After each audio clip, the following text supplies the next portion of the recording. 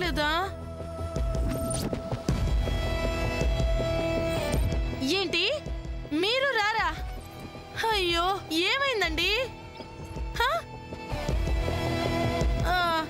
సర్లేండి. ఏమైంది వీళ్ళందరికీ?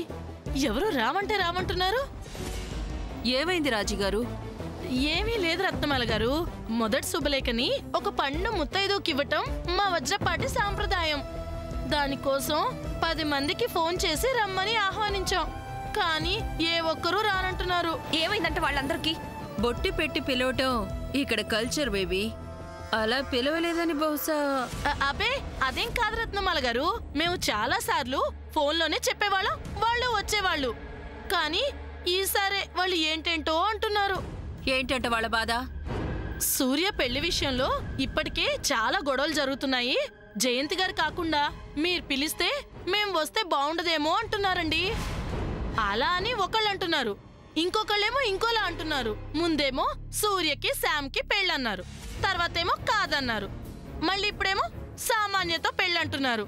మీ ఇంట్లో జరగబోయే పెళ్లి విషయంలో ముందు మీకే ఒక అవగాహన లేదు, ఇక మేమొచ్చి ఏం ప్రయోజనం అంటున్నారు. కరెక్ట్ గా అన్నారు. ఏంటంత సంతోషం నీకు? అవతల వాళ్ళని విషాదంలో ముంచి వినోదించే మీకు మా సంతోషం గురించి అర్థం కాదులే. వా పద్మ, నువ్వుండవే. చెల్లి, నువ్వు ఫోన్ చేసి పిలు. నేను చెయ్యను, పిలవను, అంతే. ముత్తైదులు రాకపోతే ఎలా చెల్లి? నువ్వే ఇలా అంటే ఎవరొస్తారు చెప్పు? పోనీ నువ్వే రావచ్చుగా. అమ్మా, ఎవ్వరూ రారులే కాని నీకు కంఠశోష ఎందుకు?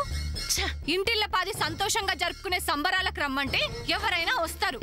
కానీ ఇలా బ్లాక్ మెయిల్ చేసి పెళ్లి చేసుకోవాలని ఆలోచించే వాళ్ళ కోసం ఎవరొస్తారు? పద్మ. అమ్మా సమంత,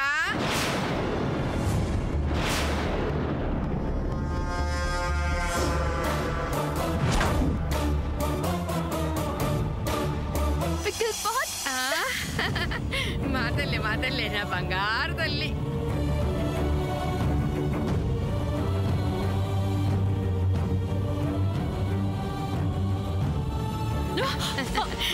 బామ్మగారు, అరే భలే సమయానికి వచ్చారే. బామ్మ కాదు, భామ, సత్యభామ. అదేలేండి సత్యభామ గారు. అవును, ఇదేనా రావడం? కాదు, మొన్నొచ్చి ఇంటి బయట కూర్చుని నిన్న ఇంటి లోపలికొచ్చి ఇప్పుడొచ్చి మిమ్మల్ని చూస్తున్నాను. అబ్బా, మీకు వయసు మీద పడిన చమత్కారాలు మాత్రం పోలేదే.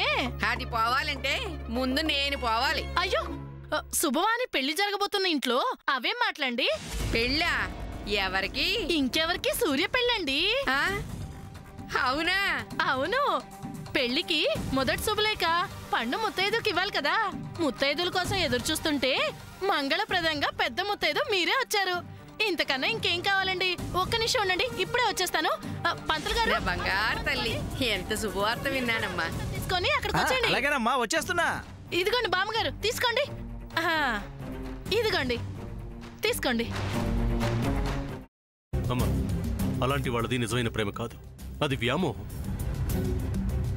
ఎగ్జాక్ట్లీ చిన్నత్త, నిజంగా ప్రేమించుకున్న వాళ్ళు అలా చేయరు. ఎంత మనసు విరిగిపోతే కన్న కూతుర్ని పట్టుకొని మా దృష్టిలో చచ్చిపోయా ఉంటుందా తల్లి? అది సరే అమ్మా, తన కూతురుతో తన మాట అనేటప్పుడు ఆమె మాటల్లో వ్యథ, కళ్ళల్లో బాధ గమనించావమ్మా? పెద్దబాబుకు బర్త్డే విషెస్ చెప్పు కూడా వెళ్ళాం కదా. ఊరికే ఎలా కాలిపోతుంది? మంట పెడితేనో పడితేనో తగలబడుతుంది.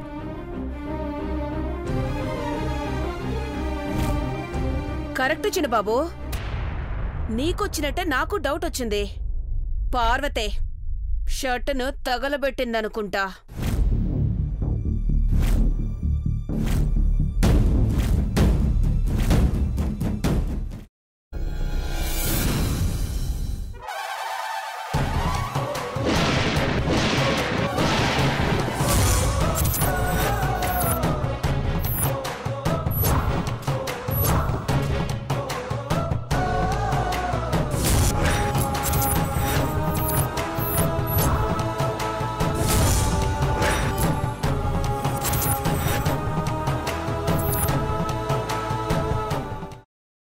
తర్వాత పొట్టు తీసేసి చాప్ చేసి పక్కన పెట్టుకోవాలి.